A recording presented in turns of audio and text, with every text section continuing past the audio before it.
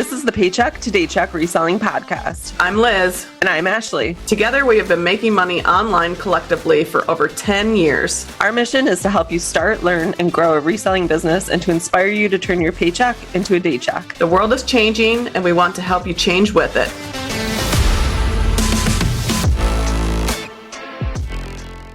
All right, welcome back to another episode of the Paycheck to Daycheck Reselling Podcast. We are going to discuss, is Poshmark worth it for cross-posting? I just started cross-listing. To give you a little bit of a background, I have been reselling for, I want to say now, 6 years. Time flies. And we mainly sold on eBay. It would have been last month. We had around 1,000 listings on eBay. Casey and I were talking and we're like, why are we not cross-listing to other platforms? Our inventory is already listed. It's already photographed.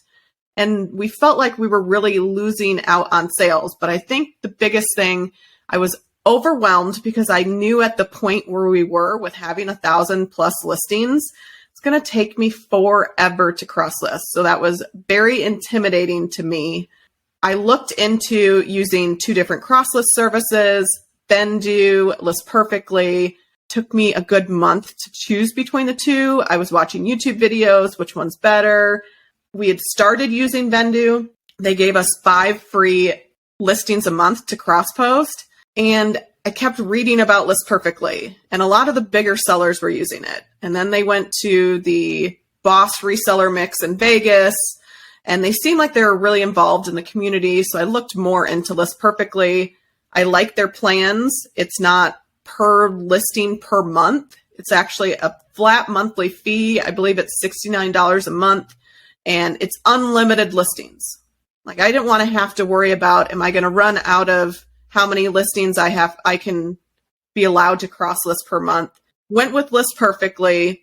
Then again, I had to think of a strategy because I could technically use List Perfectly to go from eBay and cross-list directly to Poshmark, or I could take the eBay listing, import it to List Perfectly, and then from there, cross-post it to Poshmark.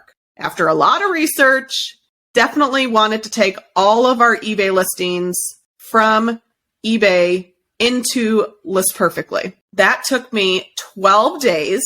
I could only do between 8 and 10 listings at a time and drag them to List Perfectly. That was very time consuming, but now it's done. I started around Thanksgiving, and right now it's December 6th. And so far on Poshmark, we have 351 listings, and we've sold 10 items. Okay, so I've never used List Perfectly before, so I'm kind of learning from Liz as she's experimenting with this cross-listing software. I've used Vendu, and I've used, I think it was called Cross-List It before. It was a little bit glitchy, but for the most part, when I'm cross-listing, I will just build the listing in eBay and then kind of just like copy and paste the bulk of it into Poshmark. It's pretty quick to list on Posh, so I guess I haven't really been using anything lately as a cross-listing service, so I'm not familiar with List Perfectly. So when you say that you had to import all the listings and you're dragging those 8 to 10 listings into List Perfectly, are those listings kind of like uploading to List Perfectly? Is that why it was taking so long? Yeah, so it takes... Okay. The reason why we started with eBay, if you sell on it, they require so many item specifics that they require the most out of all the platforms. Mm-hmm. So by doing that, I'm pulling everything that we have in the eBay listing into List Perfectly. So all of the details are there. It's going to have everything I need. So when you go in your account and List Perfectly, you can see that that specific item is listed only on eBay. And it has everything from the eBay platform. Gotcha. Then you can take that and then cross-post it to Poshmark and just kind of change the certain things that Poshmark needs. One of the things I noticed, it doesn't always pull the category. So there must be something different between, the software, what eBay has, and then what Poshmark has. Right. Okay. All right. So you got all your listings imported into List Perfectly. Then you were able to cross list them into Poshmark. And I'm assuming that that part was pretty easy. A couple clicks of a few buttons. Does that sound about right?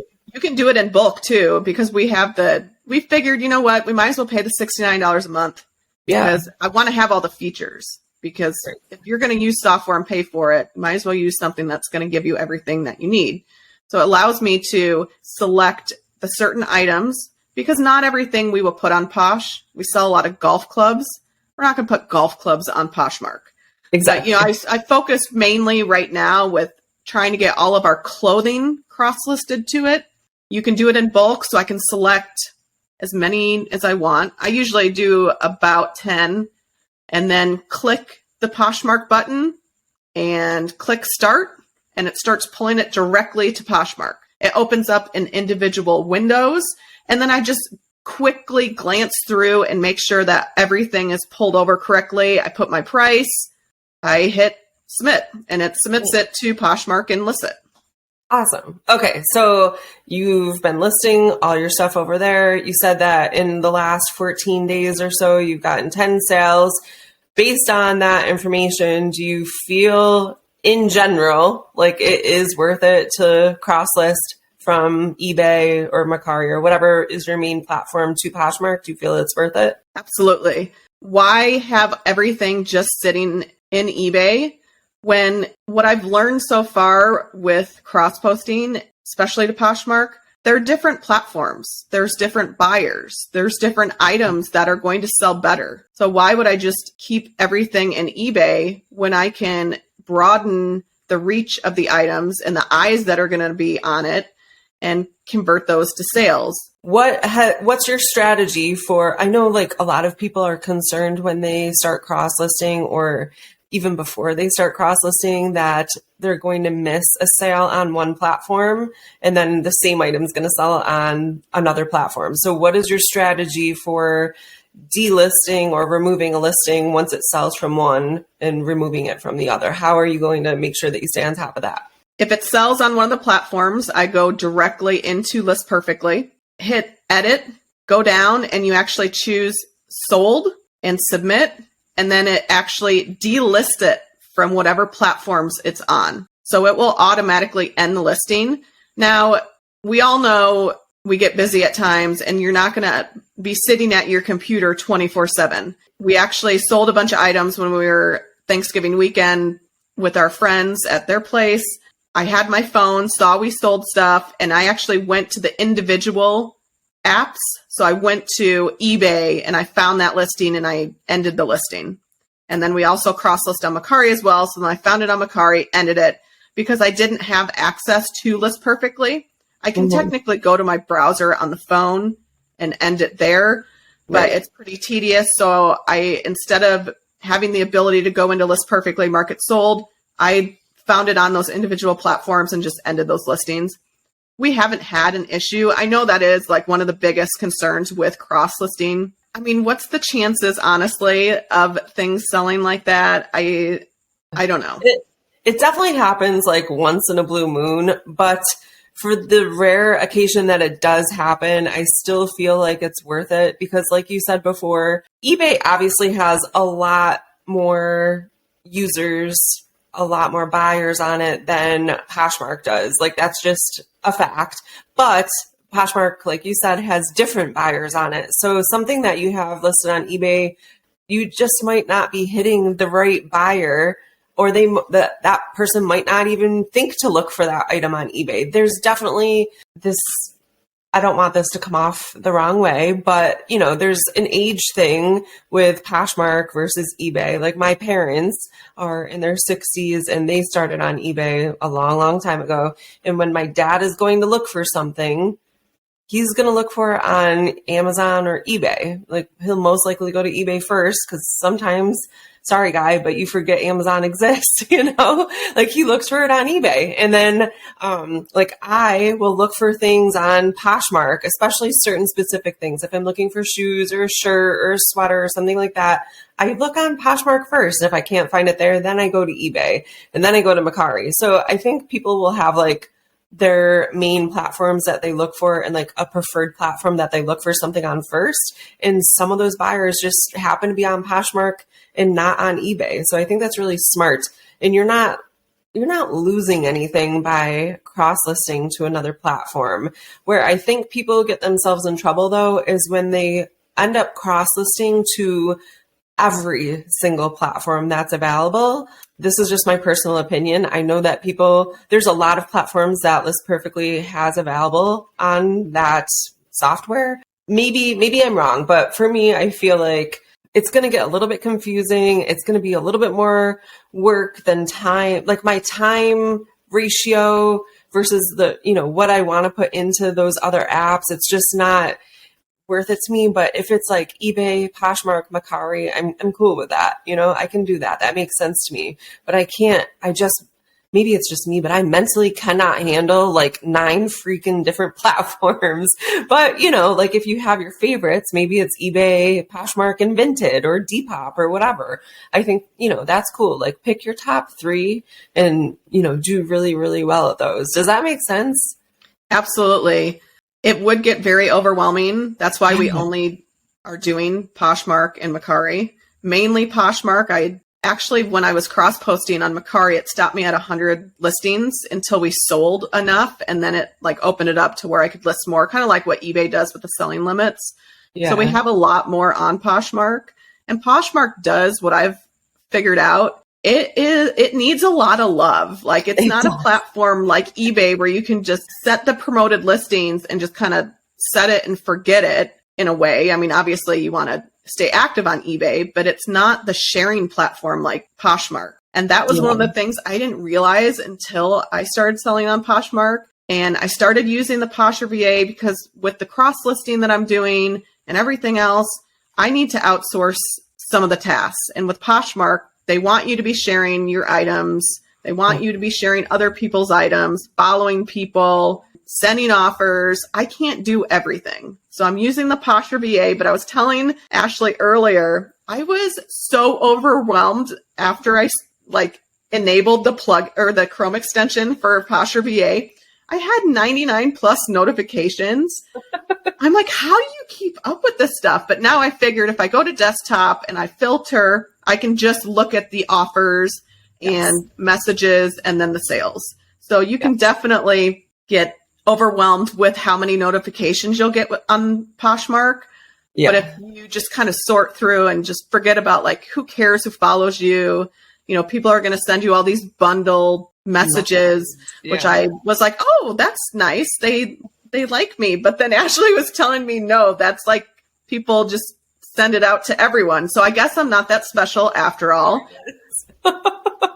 I'm excited in a couple months to see once we get everything cross-posted, what our sales are going to look like on there. So my favorite thing about Poshmark as a platform as a whole is that the shipping is so easy and so simplified, and that the buyers pay shipping unless you send them an offer for free shipping. And then it just comes out of your total profit of the item. Coming from eBay, I'm sure that's a lot different for you, Liz. I know that you guys recently switched over all of your listings to paid shipping. So the buyer pays shipping, which is nice, but now it's a set rate. It's a flat rate on Poshmark. There's no first class, you can't change the shipping. There's no FedEx or anything like that. Everything goes priority. It's really easy to use. The shipping supplies are really simple to use and to find. So that's my favorite part about it. It's not as complicated as other platforms. And I know that I can just print out my label, slap it on a poly mailer or on a priority box or whatever box I have. Let me clarify, not any box. That can't go express mail or media mail, just in case someone's really paying attention out there. But, you slap it on a box and you just schedule your pickup or drop it off at the post office. It's so easy. It's so easy to ship on Poshmark. And that was one of the things you would always tell me is the shipping. You were going to be amazed how simple it was. And it wasn't until I sold my first item, I got the label in my email. I was like, this is it. This is all I do. I don't have to go out. I don't have to measure it. I don't have to weigh it. I don't have to find a specific box for it. Yep. This is so simple. So if you do sell on eBay, this is going to be a breeze with shipping. It's going to be so simple and you're going to be like, wow, eBay is very, very complex. So what's your favorite part about Poshmark so far? I think the closets are really cute, like being able to customize and have a header, and it's a platform. It's a selling platform. I do like when you have, like, let's say I list Columbia items, it'll actually show up in the regular feed for people as like a new item for that brand. So I think that's good for buyers. We sometimes forget that we are not buyers, we're sellers. And as a reseller, your eyes, they see things differently than a buyer. Yes. So like you were saying with your dad, like he's not going to go to Poshmark. So we need to remember we're in the business to sell items. So why limit yourself to one platform when your item could sell better on another one? And the people that are using Poshmark, and I know I have used it before, I go there for specific brands. It makes sense that you need to be sharing your items so they show up in people's feeds that are looking for particular things. Yeah, I think that, like you kind of hinted at it, but there are certain brands and certain items too that you can actually find for a lot less on Poshmark, like pretty consistently. And when you go and do that same search on eBay, it's like a lot more money for pretty much the same item. So people are definitely tailoring their listings to the platform.